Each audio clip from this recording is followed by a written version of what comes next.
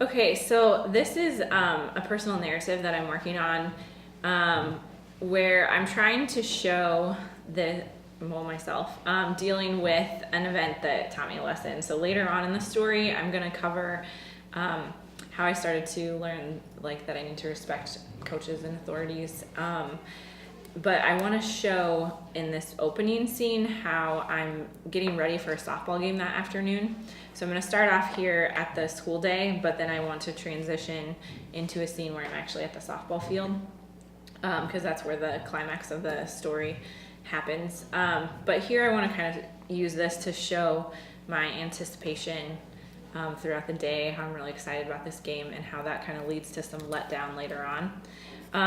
My biggest thing that I'm focusing on here in this scene is using imagery to help show the characterization that I'm trying to achieve through myself, or through the character of myself. And then I also want to start to build the theme. So I'm kind of trying to show how like I start off working hard, but I'm kind of let down by a decision from the coach, and then how that leads to some realization about how teams function and things like that. But I also want to build the mood of anticipation through that imagery too. So Okay. that's kind of what I've been focusing on. Cool. You want to read? Yeah.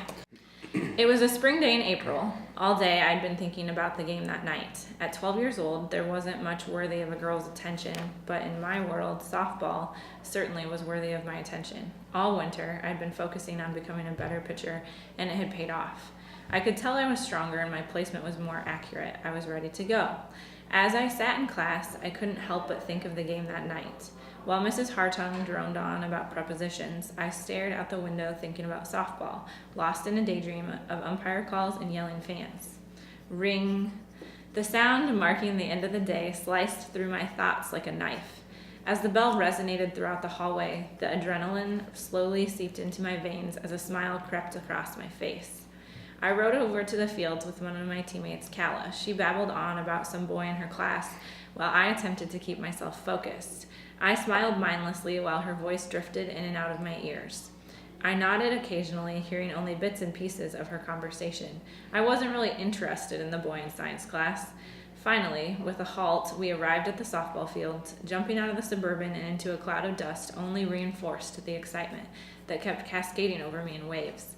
I felt the gravel crunch beneath my feet as I walked up to the field. The green, lush grass shined like a rare jewel, beckoning us to step upon it as we warmed up. That's good. I like it. Thanks. What would you say is your favorite part of it, or a place where you were really happy with your imagery?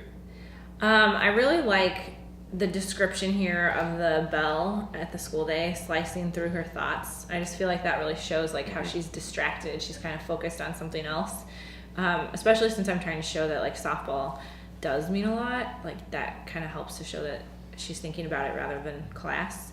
But then I also really like this jumping out of the Suburban into a cloud of dust, because again, I think it kind of shows the urgency. Mm-hmm. Like, you know, they're here, they're ready to go, rather than just like they got out of the car, they walked up to the field. Right.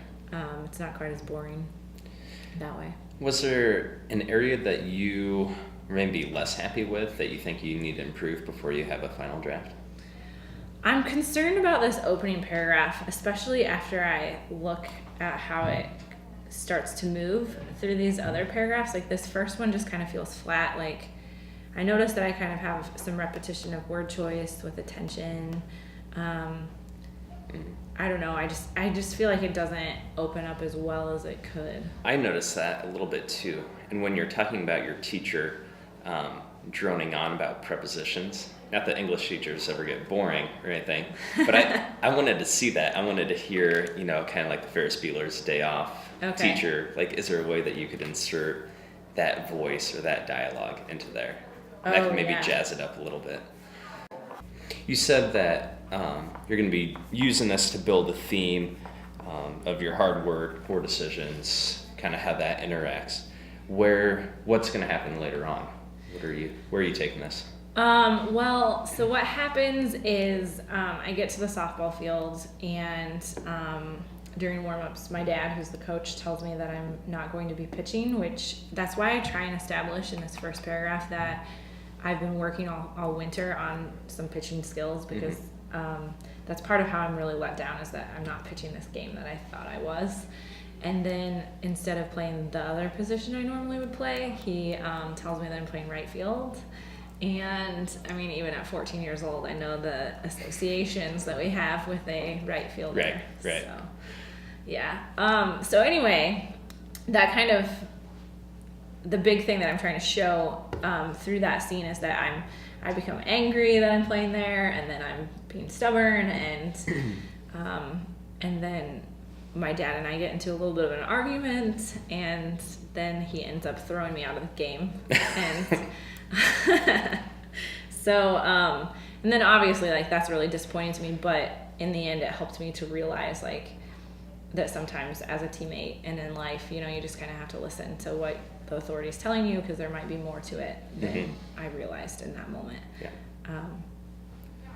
Well, maybe you could use, if you did bring in the teacher's actual speech and making class really boring, maybe you could bring in a little bit of that attitude ahead of time, just to kind of introduce that aspect of your character. Okay. And have your 12-year-old you give the Miss Harding a little bit of sass, or maybe with your friend, you know, she's talking about how cute, you know, Joey Smith in science class is, and you can kind of shut her up or whatever, show that you're not interested, and kind of set the tone for your attitude. Okay. But that, I mean, you know, it's your paper. No, I think that would help to show how she's gonna react later, like to make that reaction of like the stubborn, angsty teen there you go. little bit more viable.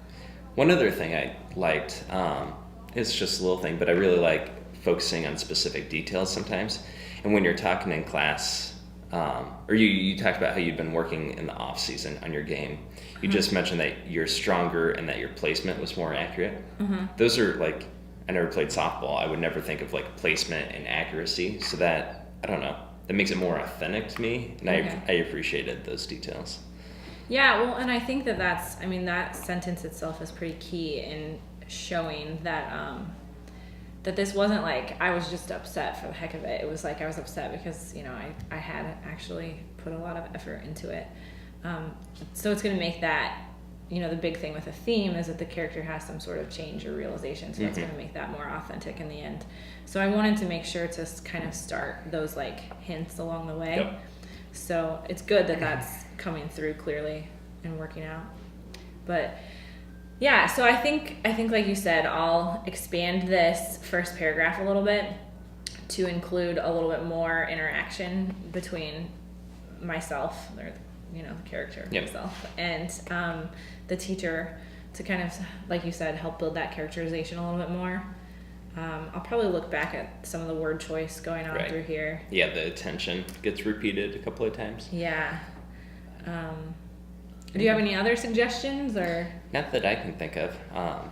Show it to me when you're finished. I want to see where the rest of it goes. But I like it. All right, thanks.